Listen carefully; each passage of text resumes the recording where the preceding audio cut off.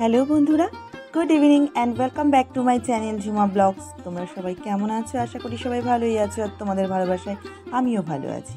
তো আজকে একটা নতুন লোকেশানে যাচ্ছি ভিডিও করতে, তোমাদের সাথে সেই ভিডিওটাই শেয়ার করছি। তো এখন বাজে মিনিমাম 4:45 মতো।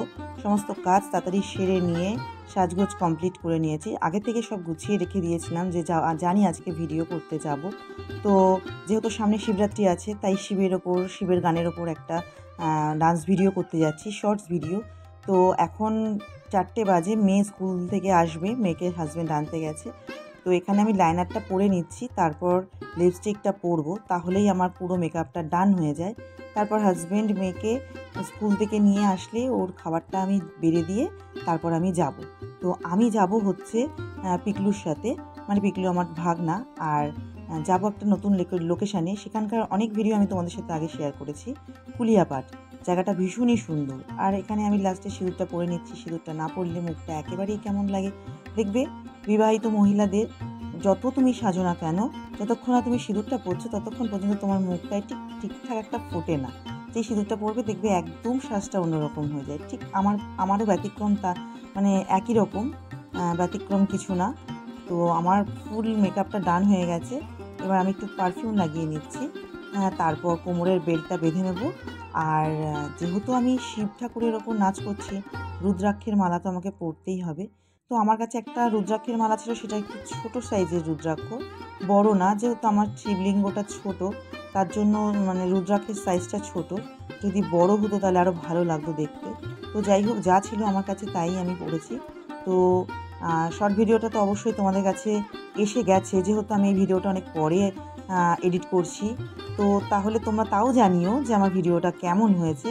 আর এখানে আমি এই নুপুরটা পরে তারপর আলতাটা পরে নেবো। আমি যখন আলতা পরতে বসেছি, মানে কিজি ভাবছে কি জানি কি, আর আমি যেহেতু ড্রেস পরেছি, ও ভাবছে নিশ্চয়ই কোথায় যাব, যার জন্য ও আমার পিছু আর ছাড়ছে না, মানে ওকে নিয়ে যেতে হবে, এরকম একটা ব্যাপার। আগে এরকম করতো না, এখন যত বড় হচ্ছে তত মাথায় বুদ্ধি খেলছে ওর, যে সাজুগুজু করলেই কোথাও যাচ্ছে, আর কোথাও গেলে মানে ওকে নিয়ে যেতে হবে। দেখো সমানে মানে পারলেও আমার আলতা ফালতাগুলো চেটে ফেলে, আর এটা চাটলে তোর পক্ষে ক্ষতি, যার জন্য আমি ওকে সরিয়ে দিচ্ছিলাম। তো আমার এখানে প্রায় আলতা পরা হয়ে গেছে, একটা পায়ে পরছি, তারপর আর একটা পায়ে পরবো। কী বলো তো, আমার আলতা খুব একটা পরা হয় না। তো এখানে আমি কোনো রকম তাড়াতাড়ি পরে নিচ্ছি। আমার আবার আলতা পরতে, ডিজাইন করে আলতা পরতে ভীষণ ভালো লাগে, আর আলতা পা দেখতেও ভালো লাগে। কিন্তু মানে কি বলবো, পড়া হয়ই না। আগে তাও বৃহস্পতিবার করে পড়তাম যখন শাশুড়ি ছিলেন, এখন আর শাশুড়ি নেই, আর পড়াও হয় না। তো নাচের জন্য, যেহেতু ঠাকুরের নাচ করব, তার জন্য আমি আলতাটাও পরে নিলাম পায়ে, আর হাতেও একটু এঁকে নিচ্ছি আলতা দিয়ে, তাহলে আর কি নাচটা দেখতে সুন্দর লাগবে। যার জন্যই ফুল কমপ্লিট করে আমি ভিডিওটা করতে যাচ্ছি।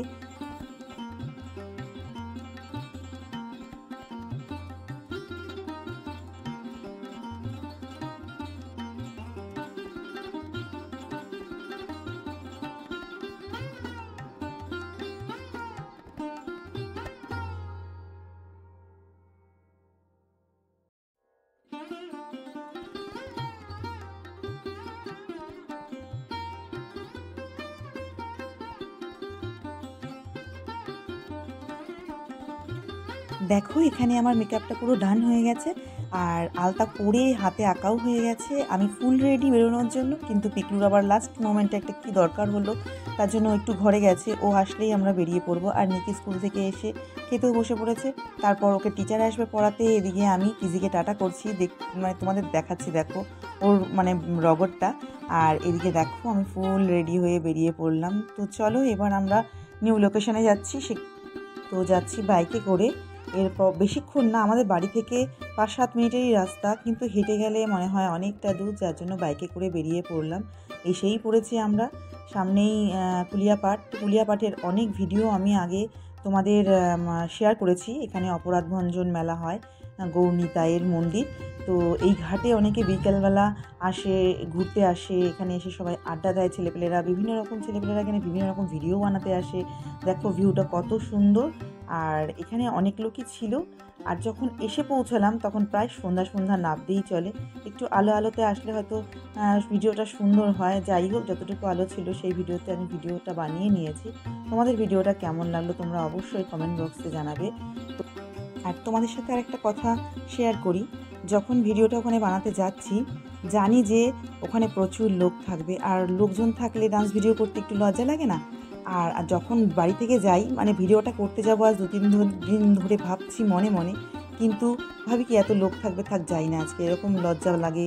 পরের দিন সকালবেলা যাব, ওখানে লোক থাকবে না, এরকম ভেবে ভেবে লাস্ট মাস বেরিয়েই পড়লাম।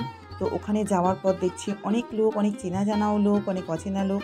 তাও মনে মনে ভাবলাম না, ভিডিওটা করে তারপরেই বাড়ি যাব।